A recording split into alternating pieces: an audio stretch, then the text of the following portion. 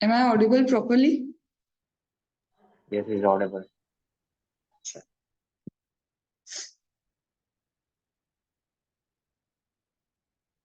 So yesterday we were discussing about the place of supply. सबसे पहले place of supply का I will be giving you the recap again. ठीक है? When it comes to place of supply, point number one, sorry, we were discussing value of supply. तो value of supply में सबसे पहली चीज क्या है कि अगर मुझे जीएसटी लगाना है तो मुझे जीएसटी लगाने के लिए ये पता होना चाहिए सबसे पहले कि whether there has been supply or not. सबसे पहले तो मुझे ये पता करना पड़ेगा ना भाई सप्लाई हुआ भी है या नहीं हुआ, राइट। अब सप्लाई या तो मैम हो सकता है आपके गुड्स का, सप्लाई या तो हो सकता है आपकी सर्विस का। तो there could be supply of goods, there could be supply of service, right. तो वो बोलते हैं कि सबसे पहले तो ये चेक करो कि सप्लाई भी है या नहीं, और सप्लाई है या नहीं ये चेक करने के लिए आप जाते हो किसके ऊपर, सेक्शन नंबर 7 के ऊपर। सेक्शन नंबर 7 में जो मेरा पहला क्लॉज है वो क्लॉज क्या बोलता है, आइदर गुड्स होगा या सर्विस होगा, राइट। उसके साथ होना चाहिए मेरे को कंसिडरेशन, एंड कंसिडरेशन के साथ होना चाहिए कोर्स फर्दरेंस ऑफ बिजनेस। अगर ये सारी चीजें हैं तो definitely it is a supply, कोई रोक नहीं सकता, ये सप्लाई है। बट ये सब चीजें होने के बाद भी अगर ये शेड्यूल 3 में कवर हो गया तब हम बोलेंगे ये सप्लाई नहीं है, neither supply of goods nor supply of service. और अगर मैम ये शेड्यूल 3 में कवर नहीं हुआ बट मेगा एग्जेम्पशन में कवर हो गया, तो मेगा एग्जेम्पशन में कवर हुआ तो ये सप्लाई तो है बट ये टैक्सेबल सप्लाई नहीं है। आप आंसर ये मत लिख देना it is not a supply, बिल्कुल गलत, ये सप्लाई है बट ये क्या नहीं है, मेरा टैक्सेबल नेचर का सप्लाई नहीं है। अंडरस्टूड। फिर इसके बाद मैम और क्या हो सकता है, इसके बाद था शेड्यूल नंबर 7 में ही कि अगर मेरा क्या गायब हो जाए, मेरा अगर कोर्स फर्दरेंस ऑफ बिजनेस का इंपॉर्टेंस ही खत्म हो जाए। तो कोर्स फर्दरेंस ऑफ बिजनेस का इंपॉर्टेंस खत्म होता था मेरा इंपोर्ट ऑफ सर्विस के अंदर, कि अगर आप क्या कर रहे हो, सर्विस इंपोर्ट कर रहे हो बट ये इंपोर्ट कर रहे हो फॉर कंसिडरेशन, कंसिडरेशन होते हुए अगर आप सर्विस को इंपोर्ट करते हो then it is a supply, reverse charge mechanism का ही सप्लाई है। बट वेदर और not for course furtherance of business वो वाली बात थी, राइट। फिर इसके बाद हमने क्या किया था कि मैम अगर कोर्स फर्दरेंस ऑफ बिजनेस तो है बट कंसिडरेशन अगर खत्म हो जाए, मतलब इंपॉर्टेंट ना रहे या कंसिडरेशन ना हो, तो बोलते जब भी कंसिडरेशन नहीं होगा you have to walk in and check schedule number 1। Schedule number 1 के कितने पैराग्राफ थे, शेड्यूल नंबर 1 के मेरे 4 पैराग्राफ्स थे, राइट। मेरी आवाज इको तो नहीं हो रही है, प्रॉपरली आ रही है ना? Yes, properly आ रहा है। ठीक। वीडियो नहीं ऑन हो पाएगा, अदरवाइज मैं अपलोड या कुछ नहीं कर पाऊंगी, मेरे पास अभी यहाँ पे कोई इक्विपमेंट्स नहीं है, ठीक है ना, लाइट्स है, तो वीडियो आज के लिए तो चलाना ही पड़ेगा, शायद कल के लिए, ठीक है। चलो, तो यहाँ पे शेड्यूल नंबर 1 में कितने हैं, 4 पैराग्राफ्स है मेरे, कितने हो गए मैम, ये 4 पैराग्राफ हो गए। जिसमें से मैं डायरेक्टली 4th पैराग्राफ पे जाऊं तो वो क्या बोलता है कि इंपोर्ट ऑफ, अगर आप क्या करते हो, सर्विस करते हो और ये पक्का पक्का कोर्स फर्दरेंस ऑफ बिजनेस के लिए ही होना चाहिए, और इन्होंने ये बताया था या तो रिलेटेड पार्टी से आप क्या करो, इंपोर्ट करो, या फिर ओन एस्टेब्लिशमेंट जो है आपका उससे आप इंपोर्ट करो, तो ये भी क्या है, सप्लाई है, याद है। फिर इसके बाद तो ये था परमानेंट ट्रांसफर वाली चीज की, परमानेंटली ट्रांसफर करते हो बिजनेस असेट जिसपे आईटीसी अवेल करके रखा है, या फिर गुड्स एंड सर्विस ट्रांसपोर्ट करते हो, किसको देते हो, रिलेटेड पार्टी को, या फिर distinct D for distinct person को, या फिर एजेंट क्या करता है, प्रिंसिपल को, प्रिंसिपल अपने एजेंट को क्या करता है, वाइजा वर्सा ट्रांसफर कर, सप्लाई करता है, ये सारी चीजें सप्लाई थी। एजेंट वो एजेंट जिसको आपने पूरा राइट दिया कि वो खुद के नाम पे क्या बना सकता है, इनवॉइस। तो हमने सप्लाई में, वैल्यू ऑफ सप्लाई में सप्लाई फिर से रिवाइज करवा दी, एक छोटा सप्लाई का रिवीजन, ये सारी चीजें की थी। फिर मैम इसके बाद आता है यहाँ पे शेड्यूल नंबर 2। अब शेड्यूल नंबर 2 भी पढ़ा था, वो एक्चुअल में सप्लाई क्या है ये नहीं बताता बट ये बताता कि किसी सप्लाई को सप्लाई ऑफ गुड्स कहोगे या फिर किसी सप्लाई को सप्लाई ऑफ सर्विस कहोगे। तो अगर मैम सप्लाई ऑफ गुड्स कहोगे ना तो उसमें सिंपल चीज होती है, आप टाइटल को ट्रांसफर करते, टेंजिबल चीज होती है और आप क्या करते हो, टाइटल को क्या कर देते हो, ट्रांसफर करते हो। But when it comes to service वहां पे राइट टू यूज ट्रांसफर होता है, वहां पे क्या होता है, राइट टू यूज ट्रांसफर होता है। जिसको हम बोल सकते हैं कोई इंटेंजिबल चीज का जाना, that is what supply of service. इतनी चीजें सर्विस में हमने क्या किया था, सप्लाई में किया था, और सप्लाई करते करते ही पता है और क्या क्या किया था, हमने कंपोजिट सप्लाई समझा था।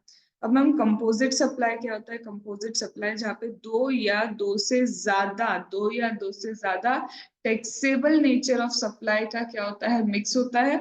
और ये जो टैक्सेबल नेचर ऑफ सप्लाई है ये पक्का पक्का क्या होते हैं, नेचुरली बंडल होते हैं। देन आता है मेरा सेकंड, मिक्स्ड सप्लाई।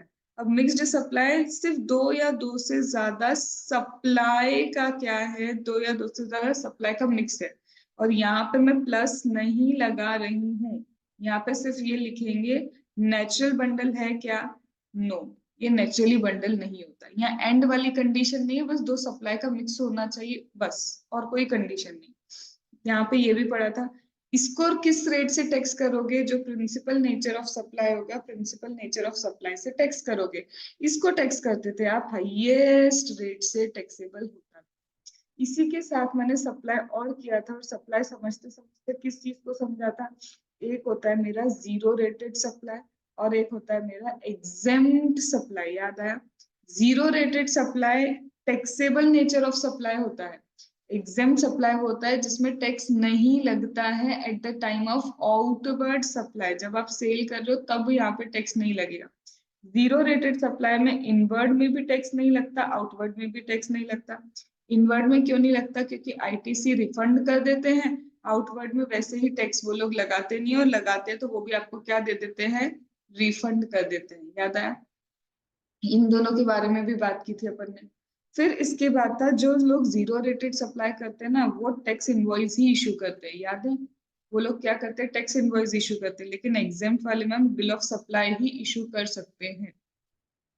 ठीक है मैम, जीरो रेटेड सप्लाई तो ठीक है, एग्जेम्प्ट सप्लाई में जब आप क्या करते हो, सेल ऑफ लैंड करते हो, सेल ऑफ बिल्डिंग करते हो, सेल ऑफ सिक्योरिटी करते हो, ये सब एग्जेम्प्ट नेचर ऑफ सप्लाई है। इनफैक्ट आपका रिवर्स चार्ज मैकेनिज्म का भी जो आपने क्या किया, सेल्स किया, वो भी आपका क्या होता है, एग्जेम्प्ट नेचर का सप्लाई होता है। इसका मतलब हम एग्जेम्प्ट नेचर का सप्लाई करने के लिए रजिस्ट्रेशन लेना पड़ता है क्या, नहीं, जरूरी नहीं है। बट जीरो रेटेड सप्लाई करने के लिए तुमको मैंडेटरी क्या करना पड़ेगा, रजिस्ट्रेशन लेना पड़ेगा। मैं किस रिवीजन को उठा रही हूँ, गेटिंग टाइप्स ऑफ सप्लाई में जो हमने किया था उसके रिवीजन को सप्लाई में उठा रहे हो। ठीक है, तो जीरो रेटेड सप्लाई भी हो गया मैम मेरा, साथ में क्या हो गया, एग्जेम्प्ट नेचर का सप्लाई भी हो गया। इसके बाद हमने एक और चीज की थी, इंट्रा स्टेट सप्लाई होता है, इंटर स्टेट सप्लाई होता है। इंट्रा मतलब place of supply and location of the supply दोनों सेम स्टेट के अंदर है, और इंटर मतलब place of supply and location of supply दोनों डिफरेंट स्टेट में है।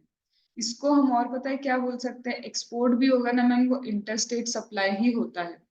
टू एंड बाय एससीजेड होगा, वो भी क्या होता है, इंटरस्टेट सप्लाई ही होता है। तो इतना सारा मैंने क्या किया था, सप्लाई सप्लाई सप्लाई यहाँ पे करके रखा, राइट।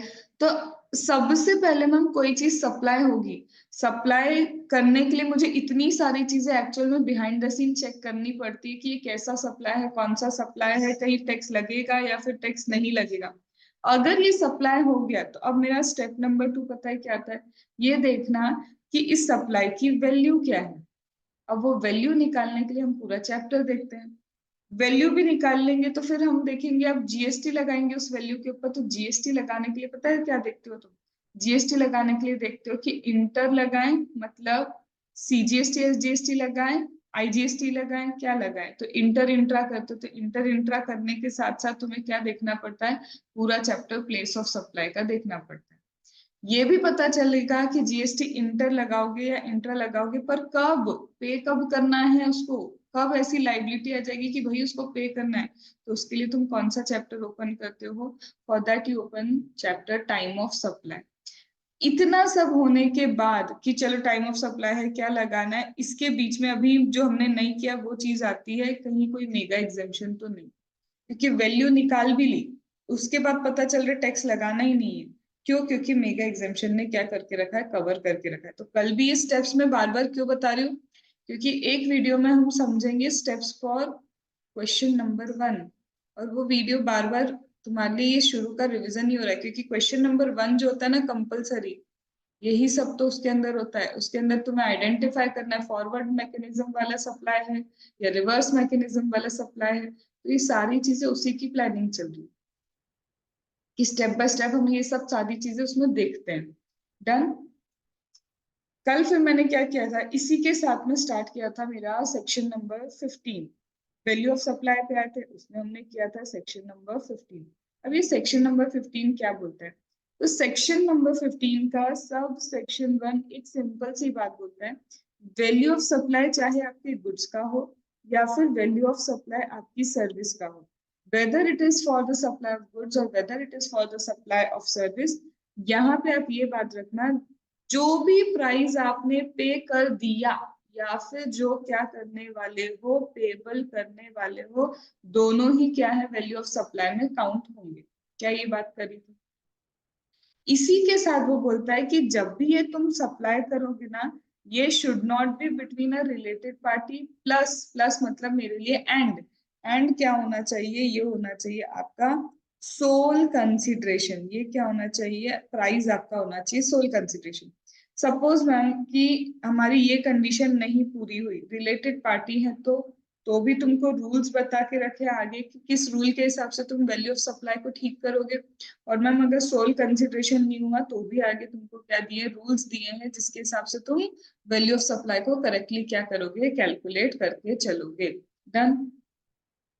फिर इसके बाद बोलता है कि जब तुम वैल्यू ऑफ सप्लाई कैलकुलेट करोगे ना, तो साथ में ए फॉर एनी टैक्सेस, ठीक है, ड्यूटी, सेज, चार्जेस, ये सब ले लेना, ये सारे के सारे a for any tax, duty, cess, charges सब इंक्लूड करना तुम्हारे वैल्यू ऑफ सप्लाई में, एक्सेप्ट किस लॉ का, जीएसटी लॉ का। मतलब किसी और लॉ में, किसी और लॉ में लग रहा है एनी लॉ, किसी और लॉ में अगर ये सारे चार्ज लग रहे हैं तो सब वैल्यू ऑफ सप्लाई का पार्ट बनेंगे, बट जीएसटी वाला पार्ट नहीं बनेगा। उसके आगे लिखो क्या, इफ चार्ज सेपरेटली, अगर आप इसको सेपरेटली चार्ज कर रहे हो सिर्फ तब, अलग से चार्ज किया तो इसको पार्ट मत बनाना, मिलजुल के तुम नहीं चार्ज किया तो फिर तो कोई बात ही नहीं है, ये तुम्हारे वैल्यू ऑफ सप्लाई का ही क्या बनेगा, मजदूर पार्ट रहेगा। फिर आते हैं बी। बी फॉर क्या किया था हमने, बी फॉर बी हाफ, याद आता है, बी फॉर बी हाफ। अब बी हाफ में हमको क्या करना है, बी फॉर बी हाफ में आएगा कि जो खर्चा करना चाहिए था किसको, सप्लायर को, राइट, उसका तुम पेमेंट कौन करने चल दिया, उसका पेमेंट कर रहा है मेरा रिसिपिएंट। तो सप्लायर के बिहाफ पे अगर रिसिपिएंट कोई खर्चा करता है तो भाई आएगा ना वैल्यू ऑफ सप्लाई पे, बिल्कुल क्या होगा, वो वैल्यू ऑफ सप्लाई की इसमें आएगा। सी फॉर हमने क्या किया था, चिल्लर एक्सपेंसेस, रिमेंबर सी फॉर क्या है, चिल्लर एक्सपेंस। अब चिल्लर एक्सपेंस को इंग्लिश में क्या बोल देते हैं, ये इंसिडेंशियल एक्सपेंसेस।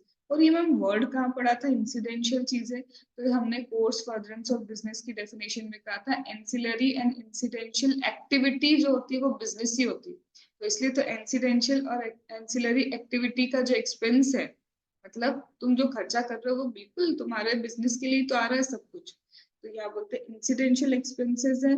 जैसे पैकिंग, कोई बोल रहा है पैकिंग करवा के दो अच्छी, कोई बोल रहा है ट्रांसपोर्टेशन करवा के दो, ये सब ही तुम्हारे वैल्यू ऑफ सप्लाई का पार्ट बने।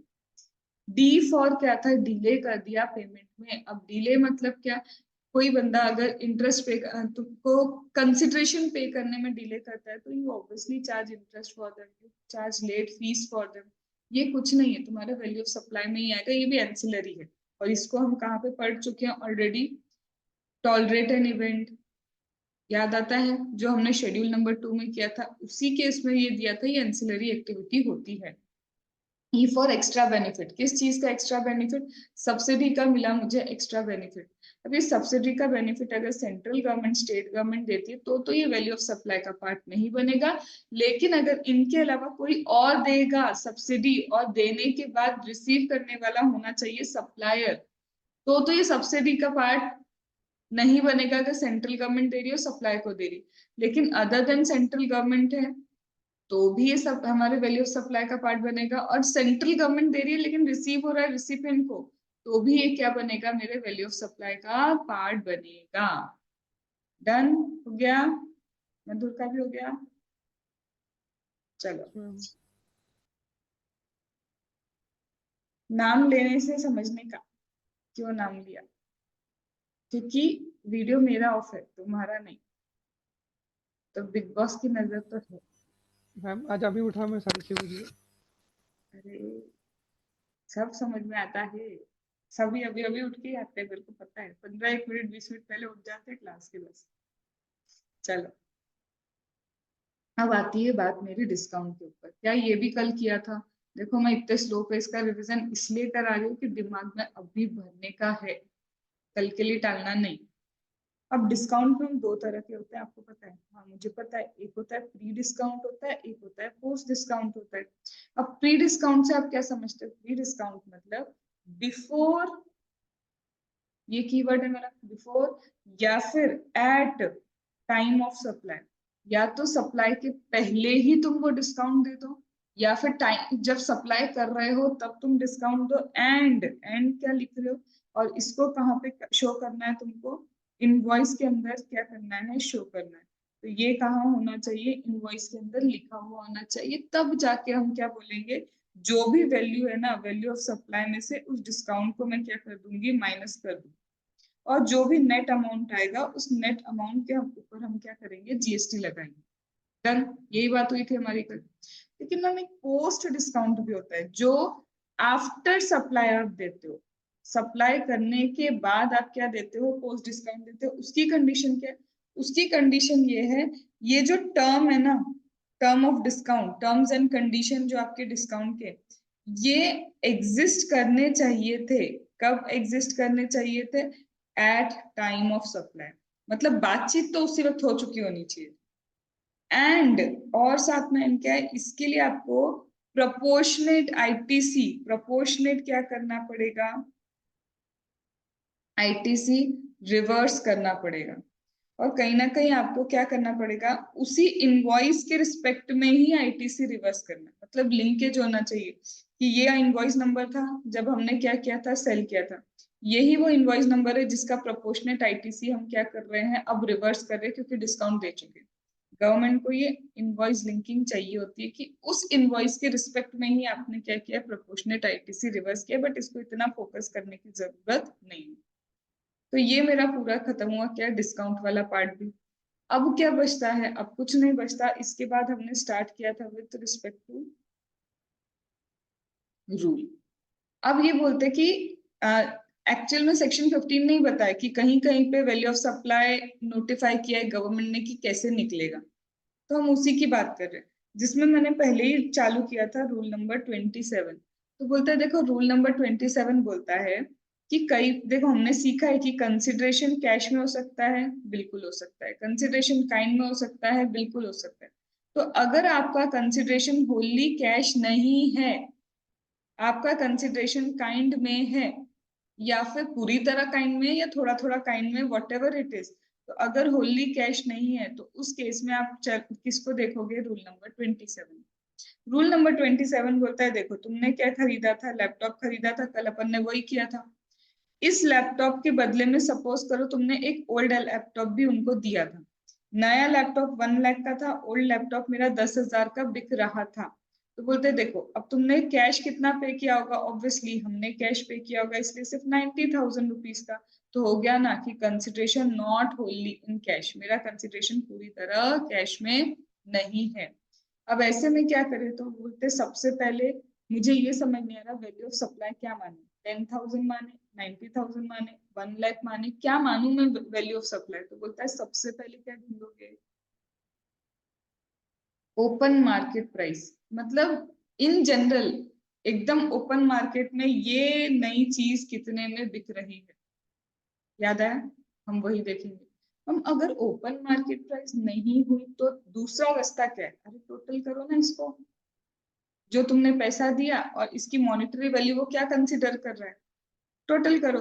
तो जो कैश दिया वो लो, प्लस काइंड का क्या ले लो? मनी वाला, कितना मनी में इसको कंसिडर कर रहे हैं। हम ये भी नहीं हुआ तो, अरे ये नहीं हुआ तो ये सपोज करो डेल का है। डेल का लैपटॉप का तुमको नहीं पता चल रहा, पर इसका सिमिलर सोनी के तो लैपटॉप होंगे, कोई और कंपनी के तो लैपटॉप होंगे ना, similar like kind of quality के, देख लो। तो हम क्या देख लो? Similar kind of and quality के गुड्स का, उसका प्राइसिंग देख लो कि वो कितने का पड़ रहा है। भाई वो भी नहीं है अब हमारे पास। अगर वो भी नहीं है तो अब तुम्हारे पास सीधे सीधे क्या बचता है तरीका, याद है? या तो 30 कर लो या 31 कर लो। 30 क्या था? अरे कॉस्ट तो पता कर सकते हो ना उस लैपटॉप की कितनी थी। मैम कैसे पता करें? या तो इस लैपटॉप को तुमने घर पे ही मैन्युफैक्चर किया होगा तो मैन्युफैक्चरिंग कॉस्ट होगी तुम्हारे पास, या तो इसको तुम खुद परचेस करके आए होगे तो परचेस कॉस्ट होगी। तो या तो परचेस कॉस्ट है या मैन्युफैक्चरिंग कॉस्ट है, उसका कितना कर दो, 110% कर दो। यही हो गया तुम्हारा वैल्यू ऑफ सप्लाई।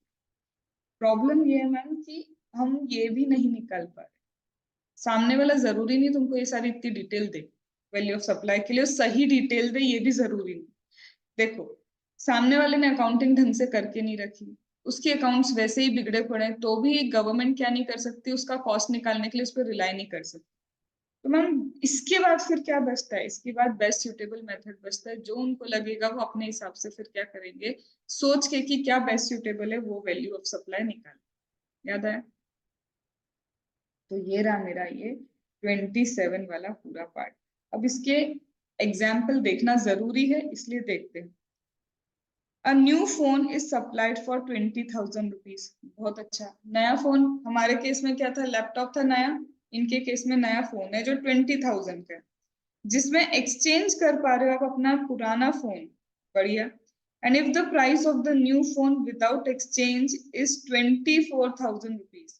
अगर आप एक्सचेंज नहीं करते तो नए फोन की प्राइस कितनी बोल रहा है वो, 24,000 रुपीज। अब तुम समझे एक चीज, ये हो गया फुल्ली कैश में नहीं है मेरा, होल्ली कैश कंसिडरेशन नहीं है, तो यहां से तो पता चला मुझे रूल नंबर 27 लगाना। अगर मैं एक्सचेंज ना करूं तो इसका ओपन मार्केट वैल्यू ही तो है ये। अगर एक्सचेंज नहीं करोगे तो 24,000 रुपीज का पड़ रहा है, वही तो ये ओपन मार्केट वैल्यू देख के रखिए 24,000। अब मुझे आगे जाना है क्या? नहीं। और एक चीज याद रखना, ये रूल सीक्वेंस में ही फॉलो होगा। तुम अपनी मर्जी से पहले सिमिलर वाला देखिए नहीं, सबसे रिलायबल तो ओपन मार्केट वैल्यू ही है ना उसी चीज की, तो पहले यही लगेगा उसके बाद यही लगेगा, इसमें कोई तुम अपने हिसाब से इंटरचेंज नहीं कर सकते हो। डन। देन नेक्स्ट, अब हमने क्या किया, लैपटॉप सप्लाई किया कितने का, 40,000 रुपीज का, along with the barter of printer that is manufactured by recipient. तो मेरा रिसिपेंट कुछ बनाता है, वो है प्रिंटर, हमारे पास क्या है, लैपटॉप। हमने एक्सचेंज खेल लिया। बोलते हैं value of printer at the time of supply is 4,000 rupees. Printer की वैल्यू 4,000 है but open market value laptop की नहीं पता मुझे। मैम जब ओपन मार्केट वैल्यू मुझे लैपटॉप की नहीं पता तो मैं कैसे निकालूं? तो नेक्स्ट पता है क्या था, तुमने कितना कैश दिया वो ले लो प्लस काइंड वाले की वैल्यू टोटल कर लो। तो मैम देखा जाए तो laptop is supplied for 40,000 rupees. ठीक है, कितने का दिया उसको, 40,000 रुपीज का दिया अलोंग विद बार्टर, और बार्टर में इसकी वैल्यू कितनी बोली, 4,000। तो बचा क्या, दोनों को टोटल कर दी बस। समझे? डन। अब इजी पार्ट चालू कर दे, मतलब वो लंबा था। अब तुमको एक चीज यहाँ गायब हुई मिलेगी, एक एक मैंने कहा था ना एक एक चीज गायब होती जाएगी, ये वही है। अब क्या ma'am, value of supply of goods service both between distinct related person other than through an agent. क्या बोल रहे हो? बोल रही हूँ कि यही कुछ तो ऐसी लाइन है तुमने कहीं तो पढ़ी थी मेरे साथ, इसको हटा दो। अगर मैं ये अभी के लिए मैंने समझा कि मैं अभी वैल्यू ऑफ सप्लाई चैप्टर पे ही नहीं हूँ। क्या ये लाइन याद आती है, सप्लाई ऑफ गुड्स और service both between a distinct और अ रिलेटेड पर्सन। यहाँ तक कहाँ पढ़ी है ये लाइन? सप्लाई पैरा 2 में पढ़ी थी अपन। एग्जैक्टली पैरा 2 और शेड्यूल शेड्यूल 1। यही लाइन पढ़ी तुमने शेड्यूल 1 विदाउट कंसिडरेशन, यही लाइन तुमने अंदर पढ़ी थी उसके पैरा 2 में, राइट? तो याद है शेड्यूल 1 मतलब मैम कंसिडरेशन नहीं है तो भी तुम इसको यूज करोगे, दैट इज रूल नंबर 28। और मैम कंसिडरेशन है, लेकिन क्या हुआ, रिलेटेड पार्टी बीच में आ रही है ना। हमने तो बोला था वैल्यू ऑफ सप्लाई में सेक्शन नंबर 15 कि ये रिलेटेड पार्टी के बीच में नहीं होना चाहिए ट्रांजेक्शन। तो बोला था ना तुमको एक रूल देगा, वो उस रूल के हिसाब से फिर सोचो कि एक्चुअल वैल्यू क्या होनी चाहिए। तो यहाँ पे weather it is your schedule number 1 का पैरा 2, इसी रूल को लेके तुम क्या करोगे, निकालोगे तो कि तुम्हारा वैल्यू ऑफ सप्लाई क्या है। और अगर ये रिलेटेड पार्टी है तो भी ये रूल बताएगा कि हम बताते भैया कि एक्चुअल में सप्लाई की वैल्यू क्या है। तो if it is supply between a distinct person और it is a supply between related person, you will apply 20। But ma'am ये क्यों लिखा अदर देन एजेंट, याद करो फिर से शेड्यूल 2 पैरा 3 वो एजेंट प्रिंसिपल के ऊपर ही है। तो एजेंट एंड प्रिंसिपल के ऊपर है, तो वो एजेंट एंड प्रिंसिपल का वैल्यू ऑफ सप्लाई उसने रूल 29 में दिया, इसलिए बोल रहा है कि स्पेसिफिक रूल दिया हुआ है तो उसको 28 के हिसाब से कैलकुलेशन मत लेना। क्या ये बात समझ में आई? तो when it comes to rule number 28, अब कितना सिंपल है, लेट मी एक्सप्लेन कि होगा क्या। मैम रिलेटेड पार्टी और डिस्टिंक्ट पर्सन की आपस में चल रही है, बिल्कुल चल रही है। हमने क्या किया, ये रहे हमने हमारी रिलेटेड पार्टी को कुछ तो भी ट्रांसफर किया, लेट से उनको भी लैपटॉप चाहिए था, हम लोग भी लैपटॉप ले लो। सबसे इजी चीज, case number A, laptop 1 lakh का है और हमारी रिलेटेड पार्टी भी क्या है, सेल्फ रिस्पेक्ट वाली। नहीं नहीं रिलेटेड हुए तो क्या हुआ, रिश्तेदारी अलग बिजनेस अलग, वो पूरे 1 लाख ही देते हैं। उन्होंने क्या दिया, पूरे 1 लाख। सबसे सुंदर बात बी, हमारी रिश्तेदारी कम सेल्फ रिस्पेक्ट वाली। कम सेल्फ रिस्पेक्ट मतलब थोड़ा तो कर लो, अरे अपन तो रिश्तेदार हैं। तो एक्चुअल में 8 लाख की 1 लाख की चीज थी, हमको उसे बेचना पड़ा कितने में, 80,000। फिर सी, हटा, कोई सेल्फ रिस्पेक्ट नहीं, बाद में दे देंगे, घर की ही बात है और वो घर की बात घर में ही रह जाती है, कुछ भी नहीं दिया। ठीक है, तो तीनों केस डिस्कस करते हैं। जब सामने वाले ने पूरा दे ही दिया है, तो भले ही तुम इस रूल पे भी आओगे ना, तो पता है ये रूल क्या बोलता है, सबसे पहले चेक करो जो चीज दी है उसकी ओपन मार्केट वैल्यू क्या है। तो ओपन मार्केट वैल्यू तो 1 लाख की थी, और तुम्हारा भी क्या है, उसने 1 लाख दिया तो सही है, मतलब वैल्यूएशन इफेक्ट हुआ क्या, नहीं, कोई इन्फ्लुएंस नहीं आया, कोई इन्फ्लुएंस नहीं है, डायरेक्टली हम बोल सकते हैं ओपन मार्केट वैल्यू ही थी, और ओपन मार्केट वैल्यू पे ही हमने क्या किया, सेल किया। ये समझ में आएगा। दूसरा, मैम 80,000 कैश दिया, हम क्या बोलेंगे, नहीं भैया, पहले एक बार गवर्नमेंट बोलती है रूल 28 लगाओ। रूल 28 ने पहली सीढ़ी क्या बोली, सबसे पहले चेक करो ओपन मार्केट वैल्यू।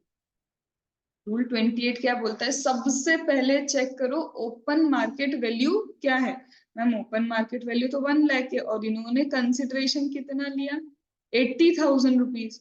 गवर्नमेंट पता है क्या बोलेगी, हम 80,000 पे तुमसे जीएसटी चार्ज नहीं करेंगे ना, तुम्हारा जीएसटी 1 लाख पे ही चार्ज होगा, क्योंकि जेन्युइन वैल्यू उसकी पता है कितनी है, genuine value is 1 lakh rupees. तो गवर्नमेंट उसको कितने का करवाएगी, इसको एक्चुअल में 1 लाख का ही करवा के जीएसटी इतने पे लगाई, तुम्हें कैश कितना मिला हमको उससे मतलब नहीं, हमें जीएसटी पूरा। और मैम अगर नो कंसिडरेशन की बात आ गई, तो भी तो बात वही हो गई ना, ओपन मार्केट वैल्यू क्या है, 1 लाख, तो विदाउट कंसिडरेशन भी होगा, तो उसको क्या बनाया, पहले सप्लाई बनाया, याद है शेड्यूल नंबर 1 में, और सप्लाई बनाए विदाउट कंसिडरेशन, सप्लाई बनाए तो वही, ये भी ओपन मार्केट वैल्यू 1 लाख अगर है ओपन मार्केट वैल्यू तो, और उसी पे जीएसटी लगेगा। अब मैम जिंदगी में फिर वही दिन आ गए जब आपकी ओपन मार्केट वैल्यू नहीं हुई, तो वो हो सकता है ना, जैसे आज सोनी वीवो करके पहले एक लैपटॉप चलता था, तुम्हें कहीं नहीं मिलेगा क्योंकि अब बंद हो गया। अब क्या, आज मेरे पास एक लैपटॉप है, सपोज करो मैं सेकेंड हैंड चीजों में डीलिंग करती हूँ, अब मुझे वो सेकेंड हैंड लैपटॉप बेचना है, क्या मेरे पास उसकी ओपन मार्केट वैल्यू होगी, नहीं हो सकती। मैंने कोई चीज कस्टमाइज कराई मेरे अकॉर्डिंग, कस्टमाइजेशन वाली चीजों की ओपन मार्केट वैल्यू नहीं होती, वो भी नहीं होगी। तो मैम अगर जिंदगी से ओपन मार्केट वैल्यू चला जाए, तो पिछले वाले में तुमने नेक्स्ट स्टेप में क्या किया था, मुझे ये बताओ, प्रीवियस वाले में नेक्स्ट स्टेप क्या थी मेरी। उसका जो काइंड है क्वालिटी फीचर्स वाला उसका प्राइस लेंगे अपन। हाँ, और कैश भी लेंगे, तुमने कैश भी दिया और काइंड का मॉनिटरी वैल्यू। अब मुझे यहाँ बताओ, यहाँ पे कैश तो है, ए एक केस में हो सकता है कैसे हो, विदाउट कंसिडरेशन है तो कैश भी नहीं होगा तुम्हारे पास। तो मतलब पहले जाते हो, अगर ये विदाउट कंसिडरेशन रिलेटेड पार्टी को दिया है तो फिर तो वो वाली लाइन आ ही नहीं सकती ना, what ever you have paid, तुमने तो कुछ पे ही नहीं किया, तो वो रूल तो पिट गया। क्या ये बात समझ में आई? और मैम अगर कैश दिया भी है, अरे भाई डाउट ही तो इस चीज पे है कि तुमने जितना कैश दिया वो सही भी है या नहीं, तो हम उसी को वैल्यू कैसे बना दें? समझे मेरी बात? हमें डाउट किस चीज पे है? हमारा डाउट ही इस चीज पे है कि जो तुमने वैल्यू दी वो वैल्यू सही है या नहीं। तो जो तुम कैश दे रहे हो मैं उसी को वैल्यू ऑफ सप्लाई कैसे बोल दूं? तो आर यू गेटिंग? यहाँ पे तो तुम बहुत खुशी खुशी बोल रहे थे कि the amount you have paid and equivalent to the consideration not in money. यहाँ बोल सकते हो क्या वो लाइन? नहीं बोल सकते। तो मैम करे क्या? अब फिर तुम उसी के ऊपर आओ,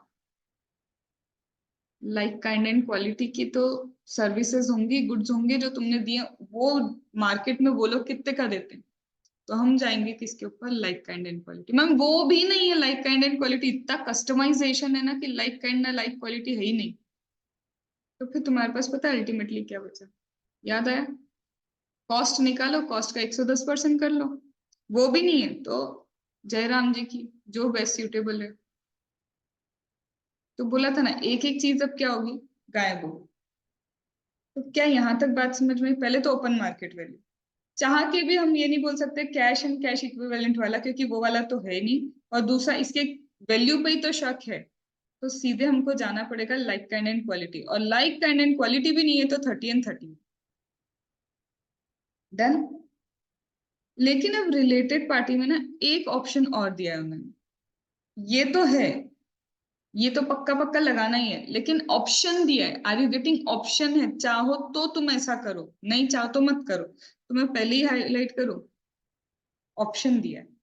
इच्छा हो तो ऐसे भी कैलकुलेशन देख लो तुम। तो ये ऑप्शन किसके पास है? सप्लायर के पास है।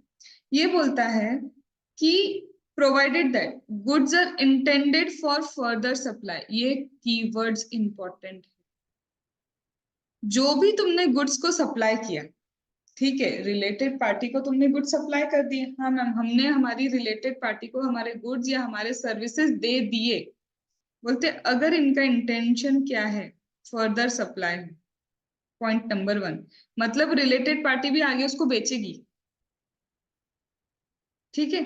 तो बोलता है अगर गुड्स इंटेंडेड है फॉर फर्दर सप्लाई, आप फर्दर सप्लाई कर रहे हो एज सच, और यही जैसे थे वैसे की वैसे रिसिपिएंट क्या कर देगा? आगे बेच देगा।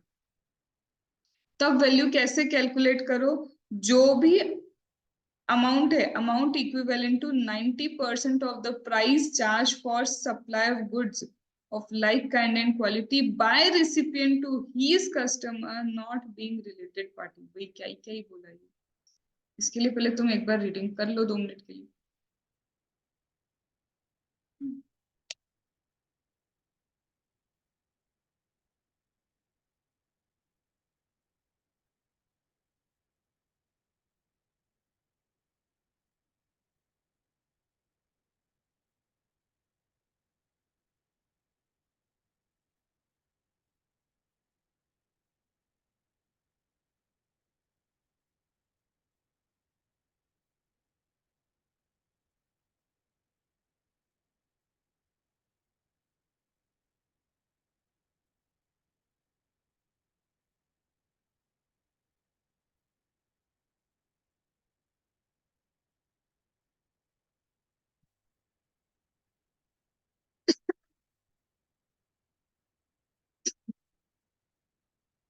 करूं? स्टार्ट करूं? पढ़ लिया? चलो अब इस चीज को थोड़ा सा तोड़ते हैं, मरोड़ते हैं, क्या क्या बोल रहा है ये समझते हैं। अगेन इसमें वर्डिंग पे फोकस इंपॉर्टेंट है।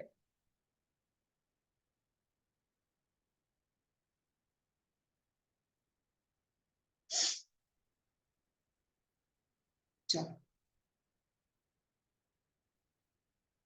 तो मैम ये ऑप्शन किस चीज के लिए दिया है?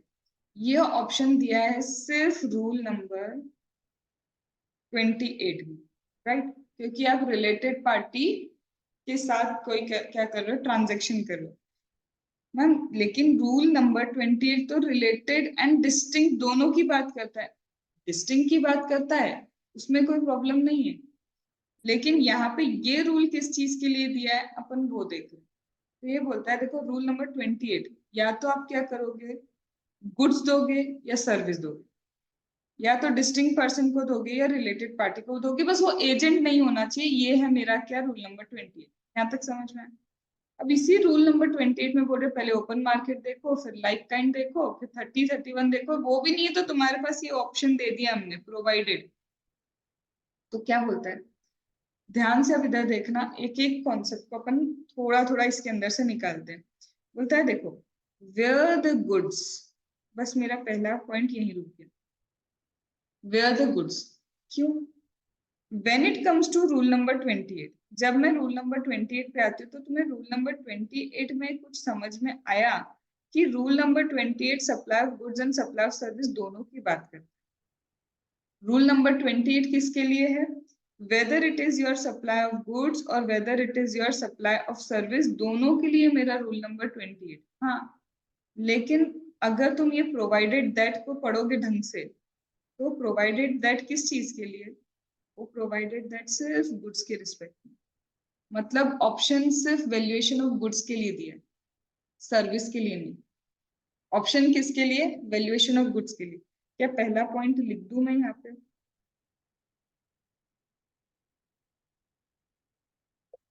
The option for valuation of goods is been given in rule number 28. It is not applicable for the service. क्या ये चीज समझ में, पहला। दूसरा आप देखते हैं आगे बोलता है are intended for further supply. ये जो गुड्स आप दे रहे हो, सामने वाला इसका मतलब इसी चीज का बिजनेस कर रहा है ना, फर्दर सप्लाई करेगा मतलब वो किसी और को देना चाहता है, वो बेचना चाहता है बहुत अच्छे से। एज सच, ये एज सच पहले भी पढ़ा है तुमने, permanent transfer of business asset on which ITC will availed on such asset, याद है? ये भी बोल रहा है ये गुड्स फर्दर सप्लाई के लिए हैं, जी हाँ, लेकिन एज सच, ऐसे की ऐसे सप्लाई होना चाहिए मैम। एज सच मतलब नो मॉडिफिकेशन। ठीक है, तो मेरा दूसरा पॉइंट यहाँ पे क्या होगा,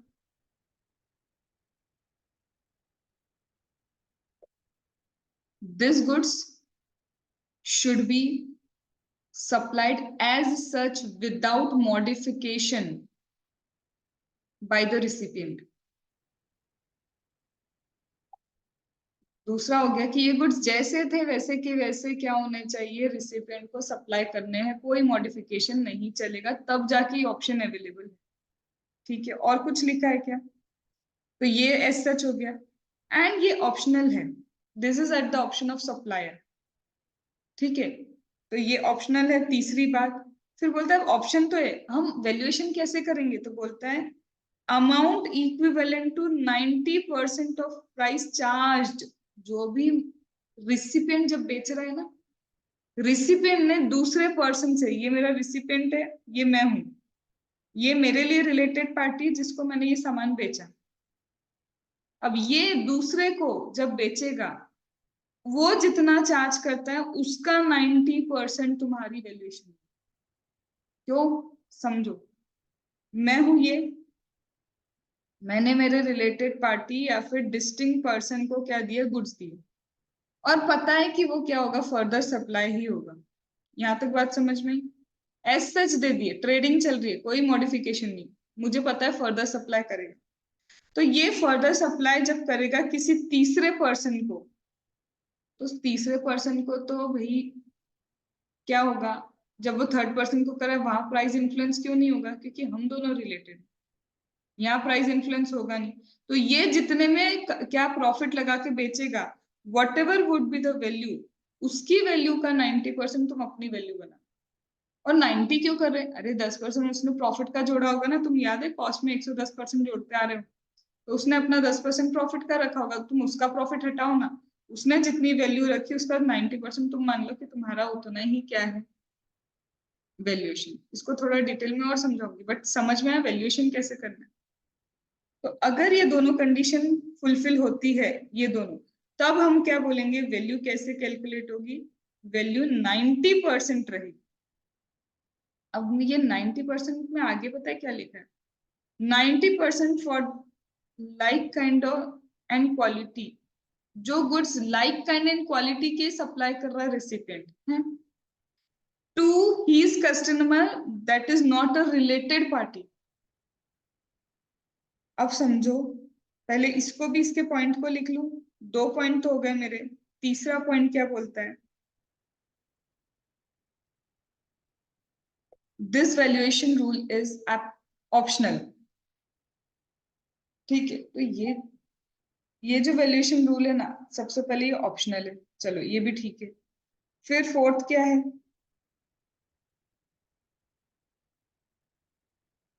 the sale by recipient should be made to a person who is not a related party for recipient। अब मेरी बात समझो ध्यान से, स्टोरी बना रहे हो, उसको समझना तो तुमको सारी चीजें समझ में आ जाएगी, क्योंकि ये इतनी आसानी से रूल लगेगा हर जगह ऐसा नहीं है। पहला रूल तो मेरा ये था कि भाई रूल नंबर 28 सर्विस पे एप्लीकेबल नहीं, उसको तो मैं फोकस ही नहीं कर रही, ठीक है, क्योंकि सर्विस एज सच जा भी नहीं सकती। मैं जो तुमको पढ़ा रही हूँ, सपोज मैं यहाँ पे मेरे लिए कोई रिलेटेड पार्टी बैठा भी होता, क्या वो एज सच वो सर्विस दे भी सकता है किसी और को? नहीं दे सकता। मैं जो वर्ड टू वर्ड बोल रही हूँ ऐसा होगा कि तुम किसी और को पढ़ाने जाओगे और वर्ड टू वर्ड वही बोल रहे होगे, नहीं हो सकता। तो समझ में है, वो एज सच वाले में तो सर्विस पे टिक गई वैसे ही। तो ये एप्लीकेबल है सिर्फ गुड्स के लिए। क्या यहाँ तक कोई डाउट? डन। दूसरा, मैम ये गुड्स को फर्दर सप्लाई करना होगा विदाउट मॉडिफिकेशन, ये भी समझ गए, और ये चीज क्या है, ऑप्शनल है। अब मेरी बात को समझो कि ये है मेरा एक पर्सन, चलो अपन ही है, ठीक है, ये हो गया अपनी मिस्टर एक्स, ठीक है। ये क्या कर रहा है, अपने रिलेटेड पार्टी को कोई गुड्स बेचता है, ठीक है। ये क्या कर रहा है, अपने रिलेटेड पार्टी को गुड्स बेच रहा है, तो ये बेच देते हैं इसके रिलेटेड पार्टी को, ये गुड्स चला गया, ठीक है। यहाँ तक कोई दिक्कत? सिंपल सादी चीज। मैम रिलेटेड पार्टी को जब देते हो ना, तभी तो हमको प्रॉब्लम आती है। प्रॉब्लम वही है कि तुमने रिलेटेड पार्टी को दिया तो प्राइस इन्फ्लुएंस होने के पूरे चांसेस हैं। रिलेटेड पार्टी को तुमने दे दिया तो क्या है, प्राइस इन्फ्लुएंस होने के यहाँ पे क्या है, चांसेस हैं। तो बोलते हैं रूल नंबर 28 लगाओ। हमने रूल नंबर 28 लगा के ओपन मार्केट वैल्यू देखी, नहीं मिली। हमने सिमिलर विमिलर किया, नहीं मिला। हमने 30 देखा, नहीं हुआ। 31 नहीं हुआ, मतलब समझो अभी हमारी जिंदगी में कुछ नहीं हो रहा है। तो इन्होंने एक ऑप्शन दिया। क्या ऑप्शन दिया? वो ऑप्शन ये कहता है कि देखो क्या ये रिलेटेड पार्टी इसको फर्दर सेल करेगी। तो मैंने पहले समझा कि क्या ये रिलेटेड पार्टी फर्दर सेल करेगी, तो आंसर आया अंदर से यस। यहाँ तक ओके। फिर मेरा दूसरा सवाल आया, क्या ये related party as such supply करेगी, मतलब कोई मॉडिफिकेशन नहीं करना है? आंसर आया अंदर से यस। तब जाके तुम बोलोगे इक्वल टू ऑप्शन अवेलेबल, तब हम बोलेंगे अच्छा ऑप्शन अवेलेबल है, ठीक है। यहाँ तक ओके।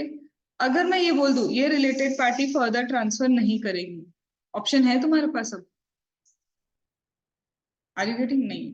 मैं बोलूं नहीं फर्दर ट्रांसफर तो करेगी बट एज सच नहीं करेगी, तो भी क्या तुम्हारे पास ये ऑप्शन अवेलेबल है? नहीं। मतलब सबसे पहले तो भाई ये सोचना पड़ेगा कि ये ऑप्शन है भी या नहीं हमारे पास। और उसके लिए दो चीजें होती है जो यहाँ लिखी है ना, विदाउट मॉडिफिकेशन होना चाहिए। सबसे मेन चीज क्या होना चाहिए, विदाउट मॉडिफिकेशन होना चाहिए। और मेन क्या होना चाहिए हमारा, फर्दर सप्लाई में विदाउट मॉडिफिकेशन होना चाहिए। यहाँ तक ओके सब? आगे बढ़ू। तो यहाँ तक तो हो गया। फिर वो बोलता है कि वैल्यूएशन पता है क्या लोगे, जब ये रिलेटेड पार्टी फर्दर सप्लाई कर रहा है ना, तो जितना भी उसने फर्दर सप्लाई करने में वैल्यूएशन चार्ज किया उसका 90% ले लेना, राइट? यहाँ तक ओके कि जो भी वो चार्ज करेगा उसका 90% तुम्हारी क्या हो जाएगी, वैल्यू हो जाएगी। उसका 90% क्या होगी, तुम्हारी वैल्यू। इसमें कोई डाउट तो नहीं? क्योंकि अब मैं नेक्स्ट स्टेज पे जाऊं। पता है प्रॉब्लम क्या हुई भाई, ये रिलेटेड पार्टी सेल कर सकते खुद अपनी रिलेटेड पार्टी को भी। फर्दर सप्लाई तो जरूरी है कि ये रिलेटेड पार्टी अनरिलेटेड को ही करेगी, ये अपने रिलेटेड पार्टी को भी सेल कर सकती है, और हो सकता है आगे जाके ये अपने अनरिलेटेड पार्टी को सेल करे। अब मेरे को एक चीज बताओ, अगर पता है क्या होता, ये रिलेटेड पार्टी कल चल के सेल करती यहाँ पे, मतलब अपने रिलेटेड पार्टी को, अब यहाँ पे पता है क्या होगा, यहाँ फिर रूल नंबर 28 आएगा। मतलब तुम अब ये ऑप्शन यूज नहीं कर सकते, क्योंकि हो सकता है प्राइस इन्फ्लुएंस तो यहाँ पे भी हो गया हो, तब तुम ये ऑप्शन चाह के भी फिर यूज नहीं कर पाओगे। क्या ये बात समझ में? इसीलिए आगे इन्होंने पता है क्या बोला है, कि ये अनरिलेटेड पार्टी को सेल करेगा तब जाके ये ऑप्शन है। तो अंदर ही अंदर देखो 3 कंडीशन है। एक हो गया मेरा फर्दर सेल की कंडीशन, कि फर्दर सेल होना चाहिए, प्लस ये विदाउट मॉडिफिकेशन होना चाहिए, और रिलेटेड पार्टी जिसको सेल करेगी वो सेल होना चाहिए टू अनरिलेटेड पार्टी। तब ये तीनों कंडीशन है तो तुम जो भी उसने वैल्यूएशन चार्ज किए उसका 90% तब यूज कर सकते। अब आया समझ में? डन। तो this is what is option. इसमें से एक भी चीज गायब हुई, अगर मैम ये रिलेटेड पार्टी को गया तो भी ये मेरे पास ऑप्शन नहीं है। अगर ma'am with modification further sale हुआ तो भी ऑप्शन नहीं है। मैम अगर ये फर्दर सेल ही नहीं हुआ तो भी ऑप्शन अवेलेबल नहीं है। तो समझ रहे हो, ऑप्शंस हट सकते हैं। डन। तो दिस इज द क्रक्स, कि ये भी होना चाहिए, ये भी होना चाहिए, और सेल बाय रिसिपिएंट, सेल पूरा लिखना है, सेल बाय रिसिपिएंट अनरिलेटेड को होना चाहिए, तब ये वैल्यूएशन रूल एप्लीकेबल। डन। तो ये इसका क्रक्स एक बार डिक्टेट कर देती हूँ, ये भी लिख लो। इसको मैंने इसलिए थोड़ा सा नहीं बहुत स्लो चला दिया आज।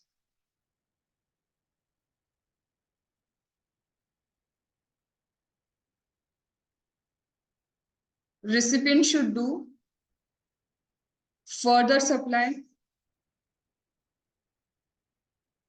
without modification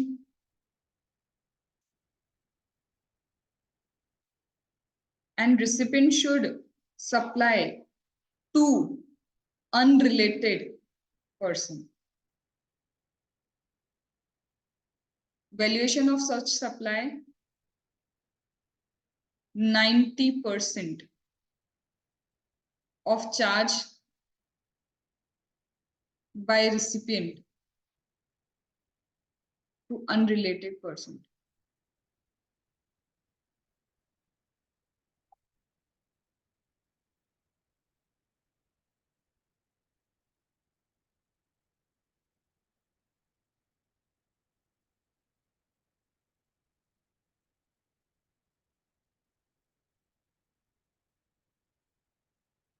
ठीक है,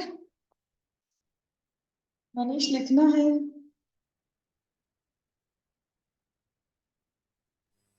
मैं मुझे पूछना सब लिख रहा हूँ। हाँ बोलो। मैम इसमें ये ऐसे ही बोल रहा है ना कि सप्लायर अगर कोई रिलेटेड पार्टी को कोई गुड्स दे रहा है और अपना जो रिसिपेंट है वो सामने अगर फर्दर सप्लाई कर रहा है in course of furtherance of business, तो उस केस में वो जो अपन ने गुड्स दिया है उसकी वैल्यू जो पार्टी रिसिपेंट है वो जितने में सेल करेगा उसका 90% लेना है ना, सिंपल में।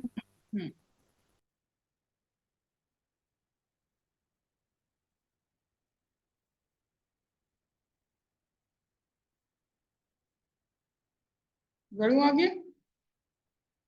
So this completes my rule number 27. This complete my rule number 28.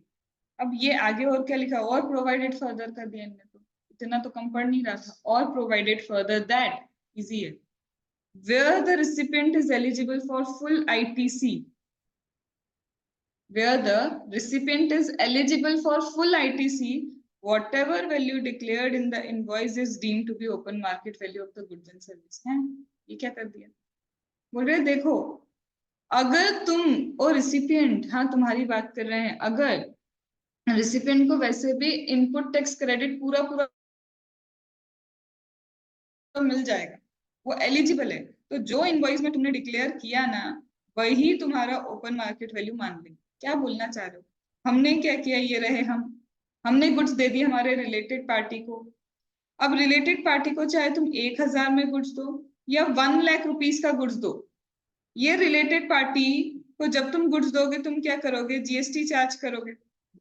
ये जीएसटी उसके नाम पे, ये इस वाले के नाम पे आईटीसी, राइट, आईटीसी में इकट्ठा हो जाएगा। इतना समझ में बोलता है चाहे तुम 1,00,000 के गुड्स दो चाहे तुम 1,000 के गुड्स दो, हमको फर्क क्यों नहीं पड़ेगा पता है? जितना भी ये आईटीसी, ये जितना भी जीएसटी पे करेगा इसके नाम से, तो आईटीसी के नाम से खड़ा हो जाएगा वो गुड्स, वो वाला पेमेंट, तो आगे चल के वो आईटीसी यूटिलाइज कर लेगा। तो बोल रहा है अगर रिसिपिएंट को पूरा पूरा आईटीसी मिलता है तो तुमने फिर जो इनवॉइस में लिखा होगा ना हम तो वही मान लेंगे, क्योंकि इतना हमको दिमाग लगा के मतलब क्या, तुम 1,000 में भी उसको दोगे तो कल चल के वो आईटीसी क्लेम कर लेगा, तुम 1,00,000 में भी उसको दोगे तो कल चल के आईटीसी क्लेम कर लेगा। तो गवर्नमेंट को जितना भी पैसा मिला वैसे भी वो तो वापस जाना है, तो फिर हमको तब कोई दिक्कत नहीं, फिर तो तुम जो इनवॉइस में लिख के दो आंख बंद करके वही वैल्यू। इसका मतलब पता है क्या है, इनको दिक्कत पता है कब होगी, जब आईटीसी छूट नहीं पाएगा।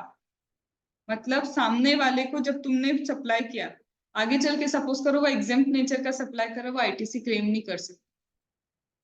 इनको दिक्कत तभी आएगी कि सही वैल्यूएशन होनी चाहिए। तो बोल रहा है कि अगर आगे जाके रिसिपिएंट को वैसे भी पूरा आईटीसी मिलने ही वाला है तो तुम बस इनवॉइस में लिखो, हम मान लेंगे वही वैल्यू है, चाहे फिर तुमने गुड्स दिया हो या तुमने सर्विस दी। समझ में आ गया लॉजिक? अब आते हैं 29। अब 29 तो और छोटा हो गया, क्यों? ये बोल रहे हैं अगर गुड्स, अरे अरे अरे अरे सप्लाई ऑफ गुड्स सर्विस क्यों नहीं, याद करो शेड्यूल नंबर 1 में भी गुड्स ही था,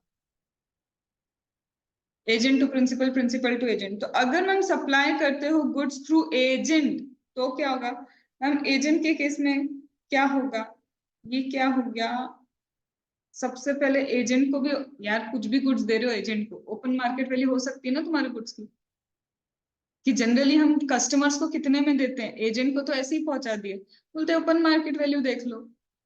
अब ओपन मार्केट वैल्यू के बाद समझना मेरी बात, मैं प्रिंसिपल एजेंट को कुछ ट्रांसफर कर रही हूँ, तो बोलता है सबसे मेन चीज है ओपन मार्केट वैल्यू देख लो। ठीक है, ओपन मार्केट वैल्यू देख लो। इसके बाद वो वाला आ सकता है कि कैश प्लस काइंड, नहीं आ सकता, आ ही नहीं सकता है, पे कैश एंड काइंड वाली बात ही नहीं है। मतलब रूल 27 में सेकंड नंबर पे क्या देखते थे, कैश एंड काइंड, नहीं आ सकता। Ma'am like kind and quality देख लें, क्योंकि फिर रूल 27 में ये नहीं होता तो फिर होता है लाइक काइंड एंड क्वालिटी। अरे अपने ही गुड्स, तुमको नहीं पता कि तुम्हारे खुद के गुड्स का क्या प्राइसिंग निकलेगा, तुम उसकी क्यों लाइक काइंड एंड क्वालिटी का प्राइस देखने जाओगे, जब तुम एजेंट को बेचने के लिए दे रहे हो तब देख सकते हो क्या लाइक काइंड एंड क्वालिटी, वो भी नहीं देख सकते तुम। मैम फिर एक काम करें 30 और 31 लगाए, अरे अभी क्या जरूरत पड़ रही है तुमको, अभी 30 एंड 31 की, रुको ना थोड़ा, उससे पहले देखिए कि कुछ और हो सकता है क्या। 31 तो इंटेक्ट है ही, उसको तो छोड़ दो, वो तो हो गई, अगर कुछ नहीं हुआ तो कॉस्ट लो, कॉस्ट का 110% कर दो, या फिर बेस्ट रेसिडुअल मेथड ले लो, उसको तो छोड़ ही दो। तो करे क्या, बोलता है देखो ओपन मार्केट वैल्यू है, हमने कहा नहीं है, बोले एक और ऑप्शन दे दे, वही तुम्हारा जो रिसिपिएंट है वो कितने में इन गुड्स को देता है एक अनरिलेटेड पार्टी को, उसका 90%। तो एजेंट है, एजेंट अब अनरिलेटेड पार्टी को कितने में दे रहा है उसका 90% ले लो, वही ऑप्शन दे दिया जो तुमको 28 में दिया। और अगर इन दोनों इससे नहीं होता और ये ऑप्शन तुमको सूटेबल हो नहीं रहा है, समझ रहे हो, क्योंकि ये ऑप्शन हो सकता है तुम्हारे पास हो, हमको चेक करना पड़ता है ये ऑप्शन, मेरे पास तो ये ऑप्शन है ही नहीं वैल्यूएशन का, तो फिर आ जाओ ना वापस। तो इन्होंने क्या बोला, अगर आप एजेंट को देते हो, हाँ मैम एजेंट को देते हैं, तो एजेंट को देते वक्त याद रखो सबसे पहले तो हो गया तुम्हारे ही गुड्स की ओपन मार्केट वैल्यू नहीं हो, ऐसे कैसे हो सकता है, होगी। और नहीं ओपन मार्केट वैल्यू तो तुम्हें इच्छा है कि वो 90% वाला ऑप्शन लेने की, तो 90% वाले ऑप्शन में मेरे को देखना पड़ेगा क्या वो फर्दर सप्लाई करता है, लाइक काइंड एंड क्वालिटी, ये सारी चीजें देखनी पड़ेगी। तो बोलता है 90% of the price charged for supply of like kind and quality by recipient to customer not being a related party intended for further supply। ठीक है, तो यहाँ पे 90% वाला ऑप्शन भी हो सकता है तुम्हारे पास। अगर ये भी नहीं है ये भी नहीं है तो क्या करो, 30 और 31 लगा लो, कोई दिक्कत नहीं है। यहाँ तक ओके हो। अब एक चीज देखो, एग्जाम की पर्पज से मैं नहीं पढ़ाऊंगी उसको, समझा दे रही हूँ कि यहाँ कुछ तो है जो मिसिंग है, बट एग्जाम के पर्पज से आईसीए इतना डिटेल में जा सकता है नहीं जा सकता हम डाउटफुल है, इसलिए उसको ज्यादा हम दिमाग में भरेंगे भी।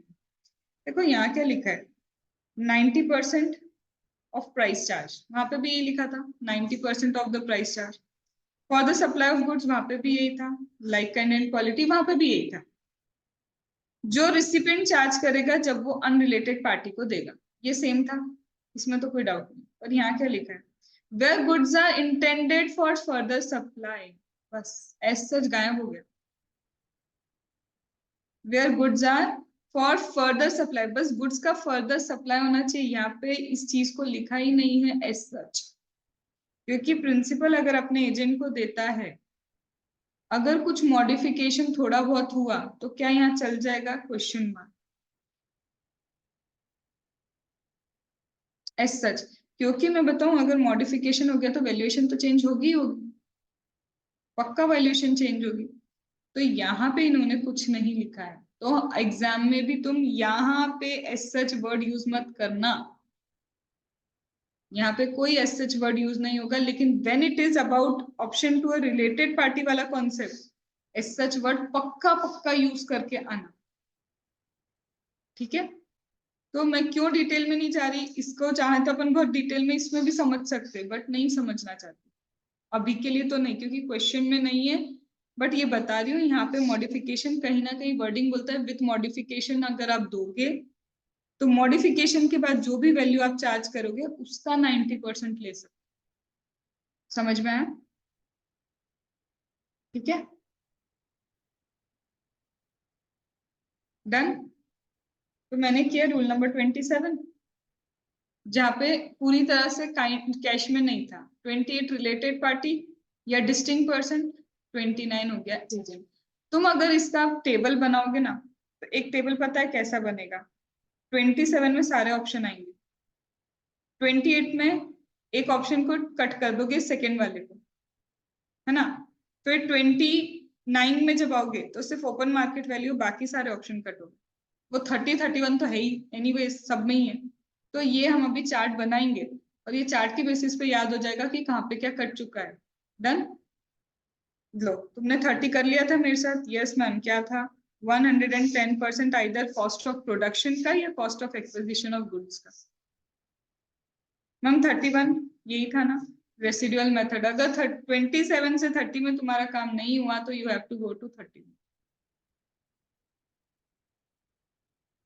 अब आते हैं इस पे, कहीं तो याद है लॉटरी बेटिंग गैम्बलिंग कितना किया था हमने, lottery betting gambling and horse racing. Ma'am इसका वैल्यूएशन क्या होगा, तो सिंपल सी बात है इसके वैल्यूएशन के लिए, ये बोलता है सीधे क्या करो, value of supply of lottery deemed to be 100 by 128% of the face value of the ticket or the price notified whichever is higher।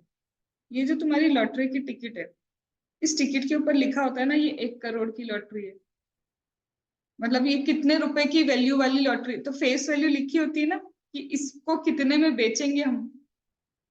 तो या तो बोलते हैं कि देखो सबसे पहले फेस वैल्यू ले लो तुम्हारी टिकट की, तो हमारी सपोज 1 करोड़ की लॉटरी वाली टिकट सपोज करते हैं हम कितने में बिकती है, 1 लाख रुपए में, 1 लाख रुपीज दो 1 करोड़ जीत सकते हो, लॉटरी लग गई तो ये हो गई उसकी फेस वैल्यू। या फिर खुद प्राइस गवर्नमेंट ने बताया होगा, गवर्नमेंट ने नोटिफाई किया, नहीं भले उस पे 1 लाख रुपए लिखा है लेकिन ये लॉटरी बिकेगी 1,20,000। गवर्नमेंट ने बोल दिया कि नहीं 1 करोड़ वाली जो लॉटरी है वो 1,20,000 में सेल होगी, मतलब price notified by the official gazette who organise the lottery, state wise lottery organise होती, इन दोनों में से जो भी हायर हो पहले तो उसको, यहाँ तक ओके। इन दोनों में से जो भी हायर होगा हमने क्या किया, पहले उसको ले लिया।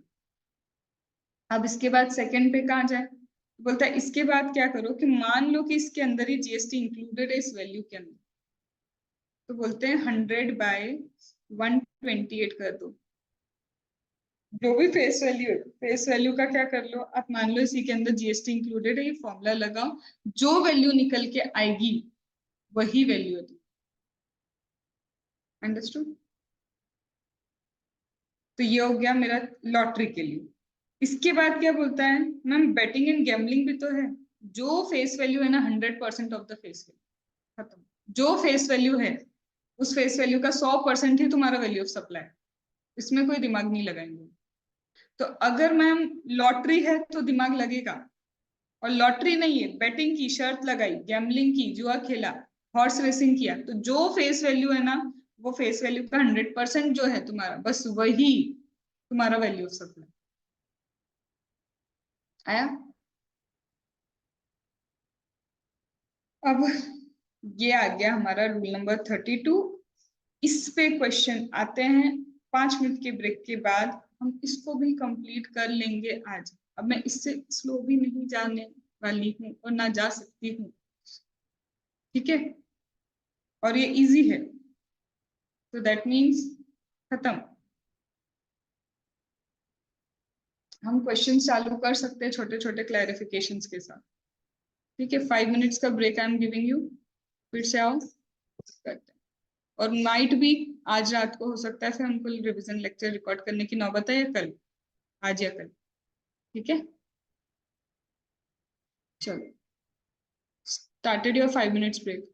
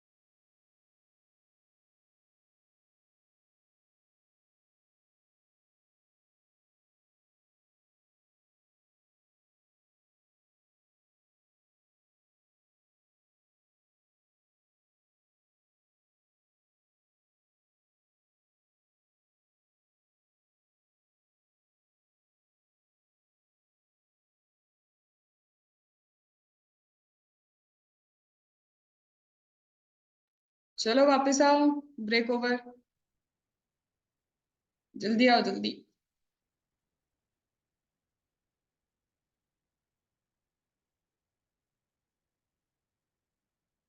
क्यों हंस रही है अदिति?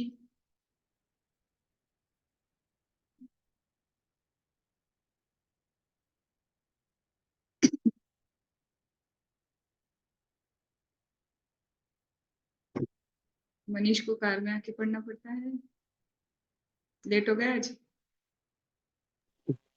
ये सब थोड़ा सा हो गया, आज ट्यूसडे है ना, छुट्टी रहती है मेरी। अच्छा चलो मधुर जल्दी वापस आओ, चिराग बैठ जाओ अपनी जगह पे वापस।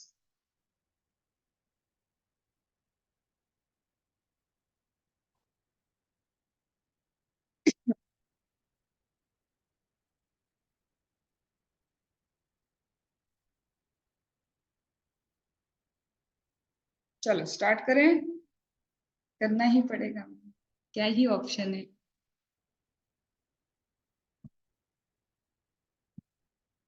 चलो starting with the rule number 32, that is determination of value in respect of certain supply। Ma'am अभी इतना सब कुछ पढ़ाया था, वो क्या था और फिर ये क्या है। देखो रूल नंबर 27 स्पेसिफिकली बात करता है कंसिडरेशन के ऊपर, कि consideration not Holi in cash, वो था मेरा रूल 27। रूल 28 रिलेटेड पार्टी के लिए है, बस specifically for the related party and distinct person. Rule 29 agent के लिए, 30 एंड 31 तो शुरू से पहले ही खत्म हो जाते हैं। तो मैम ये क्या है, ये सारी तरह की सर्विसेज पे लगेगा, अगर बस वो कंडीशन इनकी कंप्लाई हो गई तो। जो जो इसमें कंडीशन है ना वो कंप्लाई हुई तो किसी भी तरह की सर्विस पे लगेगा। लेकिन कुछ सर्विसेज इन्होंने बताई हैं जिसमें बोला गवर्नमेंट बताएगी कि कैसे तुम्हें वैल्यूएशन करना है, तुम इन सब वैल्यूएशन रूल्स को भी अप्लाई नहीं करोगे। हमने कल वो प्रिस्क्राइब नहीं कर रहे थे, लास्ट में प्रिस्क्राइब करके लिखा था, मैंने कहा था किसी काम का नहीं है वो प्रिस्क्राइब, तो वही प्रिस्क्रिप्शन ही तुम पढ़ रहे हो यहाँ पे। यहाँ पे वापस आओ। यहाँ पे हमने लास्ट में पढ़ा था, क्या पढ़ा था कि एज में बी प्रिस्क्राइब्ड इनका कुछ ना कुछ चल रहा था।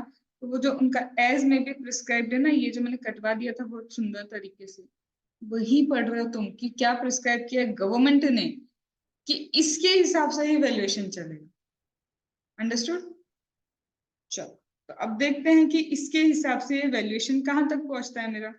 तो first of all starting with the valuation rule number 32। अब वैल्यूएशन रूल नंबर 32 क्या बोलता है, किसके बारे में बोलता है? सबसे पहले मेरा वैल्यूएशन रूल नंबर 32, इसको अगर अभी मैं थोड़ा सा छोड़ूं और आ जाऊं किसके ऊपर, इजी वाले पार्ट के ऊपर। अब इजी वाला पार्ट क्या है मेरा? बुकिंग ऑफ द टिकट, चाहे वो ट्रेन की टिकट हो या फिर कोई भी टिकट हो। यहाँ पे वो बोलता है कि देखो अपन टिकट बुक करवाते हैं, जो पर्सन तुमको टिकट बुक करके देता है वो एक्चुअल में सर्विस प्रोवाइड कर रहा है। जो पर्सन क्या कर रहा है, टिकट बुक करवा के देता है, वो सर्विस प्रोवाइड कर रहा है। तो यहाँ स्पेसिफिकली बोलते हैं कि एयर वाली टिकट की बात कर रहे हैं, सिर्फ air travel agent. We are talking only with respect to air travel agent. अभी एयर ट्रेवल एजेंट की कहानी क्या है, वो बोलता है देखो करना क्या है तुमको, कुछ नहीं। बोलता है देखो तुम्हारा air travel agent ticket book करता है, हाँ। अब दो तरह की टिकट बुक करेगा, या फिर domestically you have to take the flight, domestic वाली, या तो भाई तुम इंटरनेशनल ट्रैवल करोगे, या तो तुम क्या करोगे, इंटरनेशनल ट्रैवल करोगे।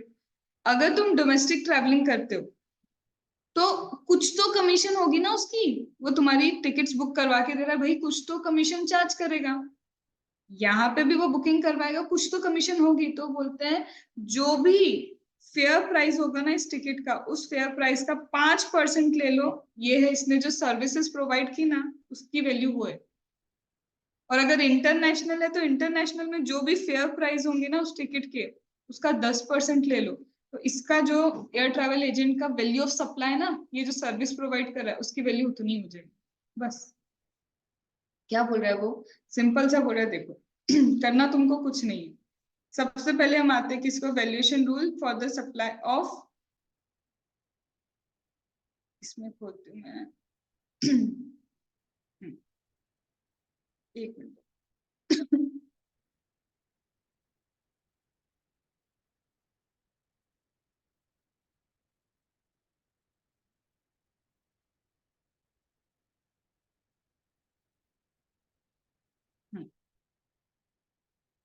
ये क्या है, booking of ticket by air travel agent. करना कुछ नहीं, बोलता जो भी बेसिक फेयर होगा ना, बेसिक फेयर मतलब वो दिया रहेगा तुमको कि ये बेसिक फेयर है, इतने में तो तुमको बेचना है, इससे ज्यादा में बेचोगे हमको कोई मतलब नहीं, क्योंकि देखो कंपनी देने वाली भी एक बेस फेयर बता देती कि इससे ज्यादा पे भी मत जाना, इससे कम पे भी मेरी प्राइस में टिकट मत बेचना। तो बोलता है जो बेस फेयर दिया, अगर तुमने डोमेस्टिक बुकिंग की है तो उसका 5% वैल्यू हो जाएगा एयर ट्रेवल एजेंट का, और अगर ये इंटरनेशनल है तो 10% हो जाएगा। बस हो गया तुम्हारा ये valuation for the air travel tickets. तो बेस फेयर लो, उसका 5% है, तो डोमेस्टिक वाली सर्विस जो दे रहा है उसका वैल्यू ये है, इंटरनेशनल सर्विस का वैल्यू 10% हो जाए। डन, खत्म। आया, सबसे इजी यही था। अब सेकंड पे आते हैं, that is with relation to life insurance business. ये भी इजी है। सेकंड किसके लिए, लाइफ इंश्योरेंस बिजनेस। अब ये लाइफ इंश्योरेंस बिजनेस में क्या है, चलो इससे भी इजी पहले करते हैं। ये क्या है, कूपन। याद है तुमको कूपन, कहाँ पे पढ़ा था हमने, टाइम ऑफ सप्लाई। या तो रिडीमेबल कूपन होगा, मतलब तुम्हें पता है कि ये कूपन कहाँ पे यूज होने वाला है, या फिर सिर्फ उसमें वैल्यू डली होगी कि 5,000 रुपए का कूपन है, तो एक ही चीज होगी। तो मैम कूपन में क्या करें, इसकी वैल्यू क्या होगी, अरे जितने में वो रिडीम हो सकता है वही तो उसकी वैल्यू होगी। तुम अगर उसको 5,000 का कूपन दे रहे हो तो वैल्यू क्या होगी उसकी, 5,000। तुम 15,000 का कूपन दे रहे हो, वैल्यू उसकी 15,000 होगी। तो money value of supply redeemable against such voucher, उस वाउचर के अगेंस्ट आप कितना पैसा यूटिलाइज कर सकते हो, वही तो तुम्हारा कूपन की वैल्यू है। क्या इसमें कोई दिमाग लगाना पड़ता है क्या, इसमें कूपन 5,000 का है तो 5,000 तक की चीजें खरीद सकते हो, बस वही तो उसकी वैल्यू होगी, खत्म। डन, इजी था।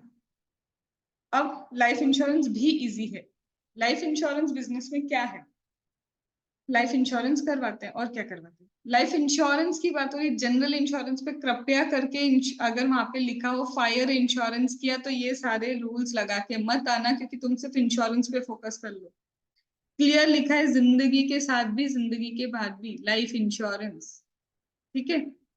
अब ये बोलता है देखो, लाइफ इंश्योरेंस में क्या करें, बोलता है if amount allotted for intimation investment is intimated, then the value is gross premium less amount for the investment। अब इसको समझते हैं। जब भी तुम क्या करवाते हो ना, इंश्योरेंस करवाते हो, एक एजेंट आता है तुम्हारे पास, वो पता है बहुत सारे फायदे बताता है। बोलता है देखो, एक तो तुम्हारा 1 करोड़ का इंश्योरेंस, ठीक है, एक minute,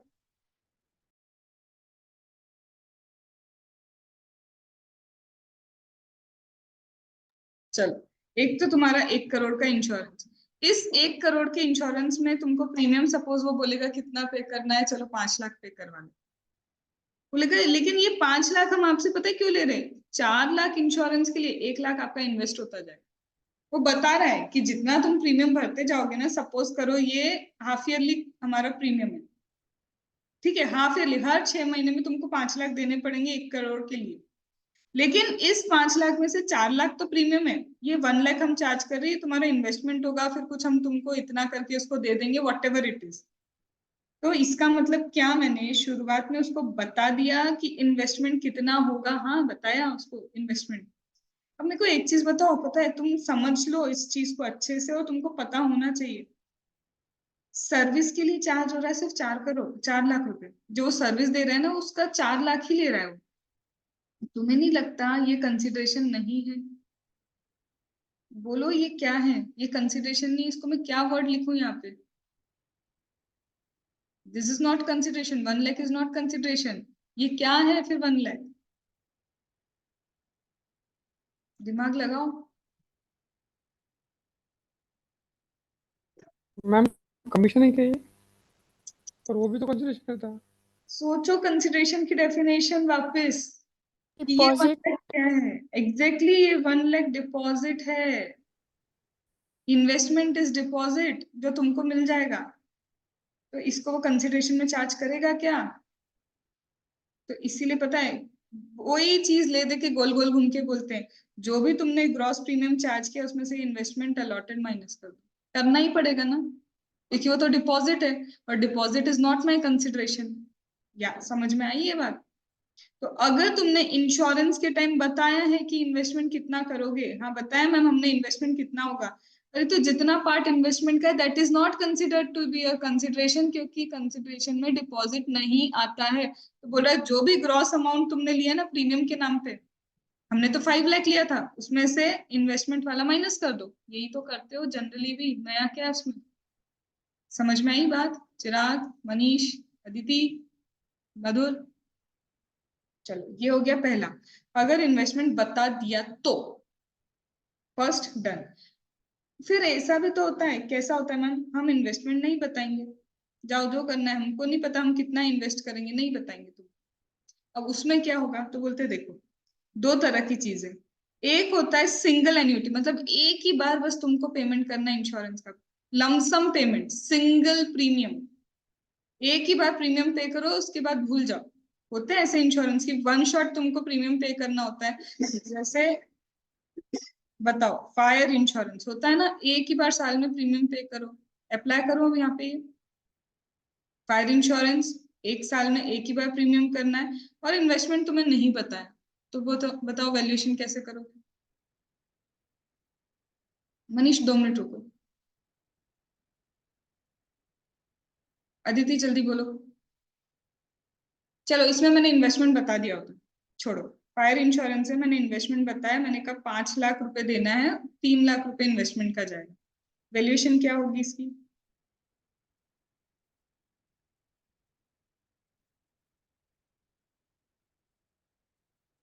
to lakh. Very good. Madhur? Ma'am fire insurance में इन्वेस्टमेंट कैसा आएगा? हाँ सॉरी। हाँ अब भी बताया था, अब हाँ भी बताया था कि लाइफ इंश्योरेंस है यहाँ पे, इसीलिए मैंने मनीष को बोला था रुक जाओ, क्योंकि शुरुआत में तो हम भी एकदम फायर इंश्योरेंस का पहले वाला सोच के, तो मधुर भी बोलने वाला था पहले वाले क्वेश्चन में। मैम इतना फोर्स से बोलते ना तो हम बोल देते फिर कि आपका सही है। और आईसीआई भी तो यही करता है, हम उसकी बेचारे उसकी बातों में आ जाते हैं और फिर हम वैल्यूएशन भी करके आते हैं, जबकि उस पर वैल्यूएशन रूल लगना ही नहीं है। अब कान पकड़ के बोलो खुद को कि यहाँ सिर्फ लाइफ इंश्योरेंस है, यहाँ पे फायर इंश्योरेंस नहीं है, किसी तरह का इंश्योरेंस नहीं है।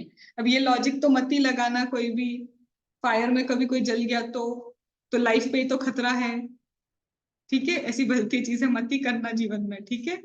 चलो, क्योंकि एग्जाम में तुम्हारी भावनाएं ज्यादा चलती है कि हाँ ये लिंकेज होगा इसका।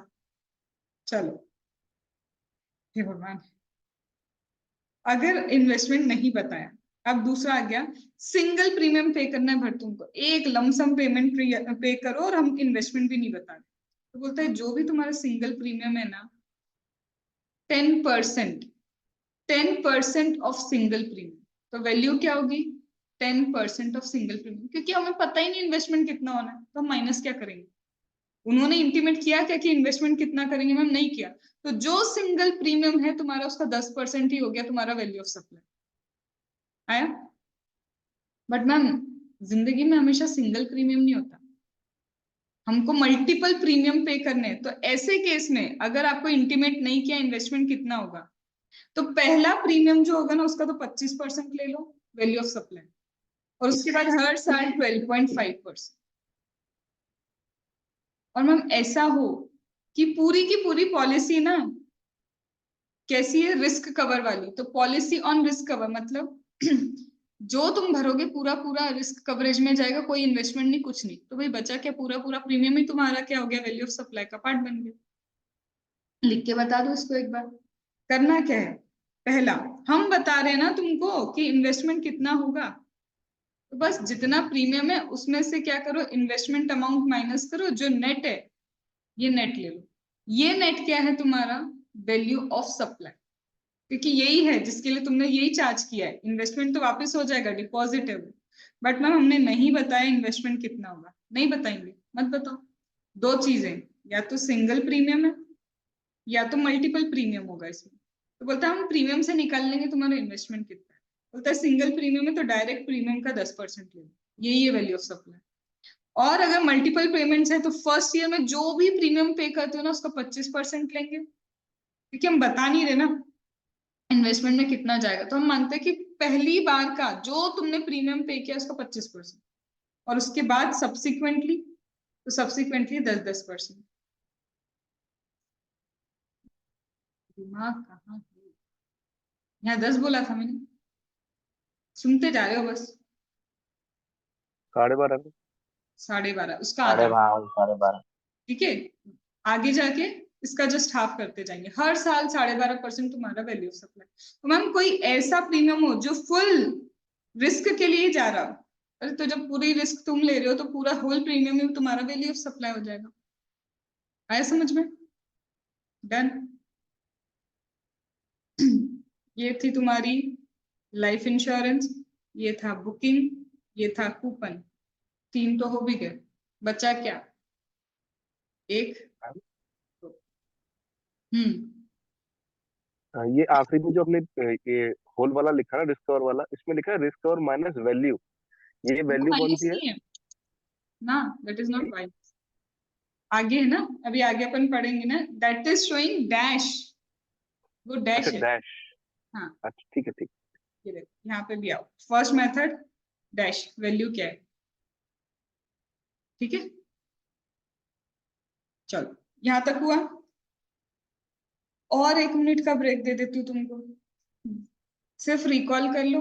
इसके बाद बस ये एक, ये दो। अब मैं क्या करूँ, और कितना स्लो चल सकती हूँ? बचेगा सिर्फ प्योर एजेंट, सिर्फ प्योर एजेंट, और वो भी 5-10 मिनट का कॉन्सेप्ट है, पर मैं लेट नहीं करूंगी तुमको, कल कवर कर लूंगी, और कल ही रिवीजन वीडियो भी रिकॉर्ड होगा ही होगा। मैम अपना कब तक होगा जीएसटी पूरा, GST custom? Max to max 5th February खत्म होगा, okay, that is the maximum time. ठीक है। मैम मुझे आप मॉड्यूल से पढ़ने के लिए डीटी का कोई बताइए क्या टॉपिक, मैं स्टार्ट वहाँ से करूँ? सबसे पहले इंटरनेशनल टैक्सेशन। मैम मेरे कंसेप्ट क्लियर है, मुझे सिर्फ क्वेश्चन की प्रैक्टिस करनी है ज़्यादा, मेरा वीक वहाँ पे आया पॉइंट। और उसके लिए वही बोलूंगी, ले दे के मेरी एक ही line, start reading, don't use, if you really know कि हमारे कॉन्सेप्ट स्ट्रॉन्ग है, स्टार्ट रीडिंग, मतलब रिवीजन लेक्चर नहीं, रीड। नहीं।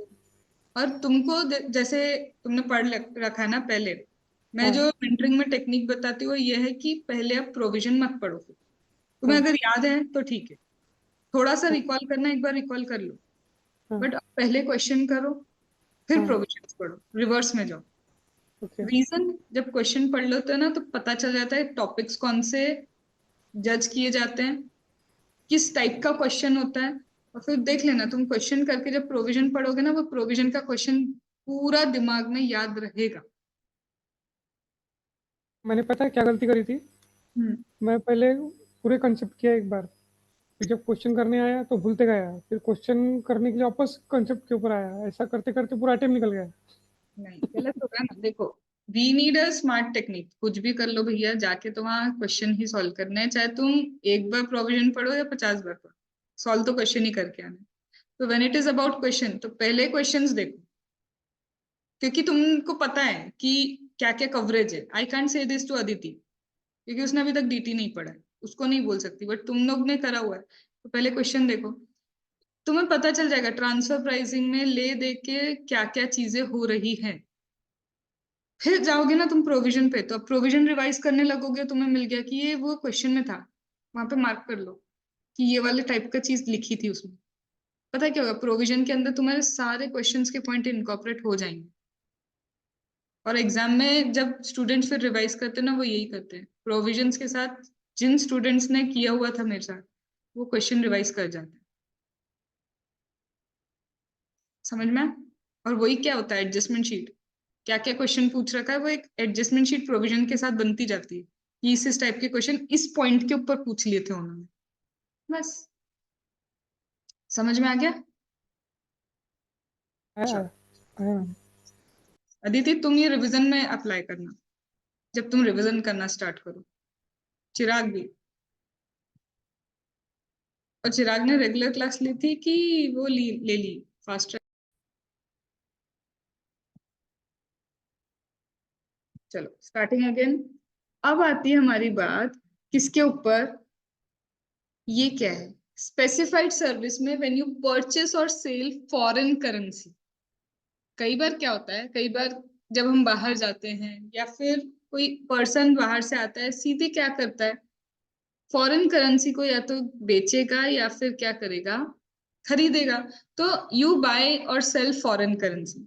तो जब आप फॉरेन करेंसी खरीदते हो या बेचते हो, वो भी तो काइंड ऑफ क्या है, कन्वर्जन, मॉनिटरी डिनोमिनेशन। याद करो, हमने पढ़ा है, ये सर्विस की डेफिनेशन में पढ़ा है, conversion of money from one denomination to another denomination for which extra consideration is charged। वो सर्विस ही तो था।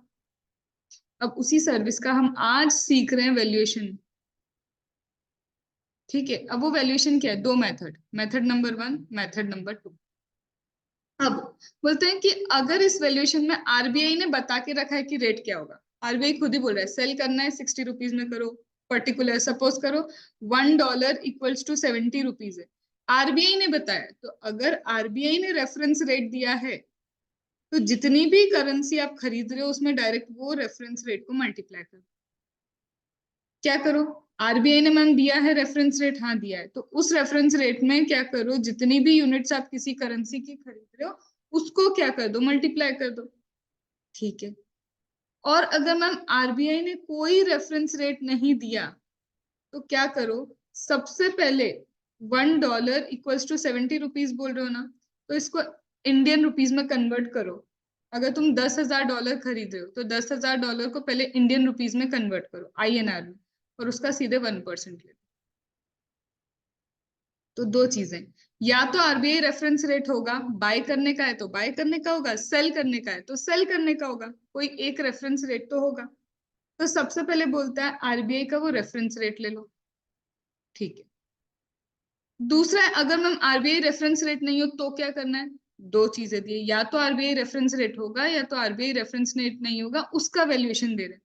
तो बोलते हैं मैम अगर हम बाय कर रहे हैं और आरबीआई का रेफरेंस रेट दिया है, तो हम बाय कर रहे हैं सपोज 75 रुपीज में, सपोज, और आरबीआई ने क्या रेफरेंस रेट देके रखा है, सपोज करो 73। तो बोलता है इन दोनों का जो डिफरेंस है ना, इसको मल्टीप्लाई करो तुम नंबर ऑफ यूनिट्स तुमने जितने खरीदे, क्योंकि जो तुम एक्स्ट्रा कर रहे हो वही तो तुमने कमाया है, एक्स्ट्रा कमीशन। याद है, one denomination to another denomination for which something extra is charge. RBI बोलता था 73 में बेचना, हम 75 में बेच रहे हैं, एक्स्ट्रा चार्ज कर लिया ना उससे, 2 रुपए एक्स्ट्रा ही तो है, तो ये 2 रुपीज इंटू जितने नंबर ऑफ यूनिट्स थे मल्टीप्लाई कर दो, वैल्यूएशन आ गई। आया समझ में, पहली चीज। दूसरा, मैम अगर कोई रेफरेंस नहीं हो तो, नहीं है तो बोला ना क्या करो, तुम सबसे पहले उसको INR में कन्वर्ट कर लो। तुमने बोला ना कि $1 इक्वल टू 70 में खरीदना है, खरीद लो। तुम कितने डॉलर खरीदो मैम, $10,000 खरीद रहे, 10,000 को 70 से मल्टीप्लाई करो, इसको पहले INR में कन्वर्ट करो, और इसका जो 1% है बस वही वैल्यूएशन। तो ये तरीका है एक, या तो रेफरेंस रेट होगा या फिर रेफरेंस रेट नहीं होगा। तो अब प्रॉब्लम पता है क्या है, मैम आपने बोला INR में कन्वर्ट करो, हाँ मैंने बोला INR में कन्वर्ट करो, हम पता है क्या कर रहे हैं, डॉलर के बदले में क्या ले रहे हैं, पाउंड ही, मतलब INR ही नहीं है, रुपी ही नहीं है। अब कैसे कन्वर्जन करवाओगे, पहले क्या हो रहा था, $टू रुपी जा रहे थे तुम, या रुपी टू डॉलर जा रहे थे, रुपी था ना हमारे पास जिंदगी में, अब तो जिंदगी में वो रुपी ही गायब हो गया।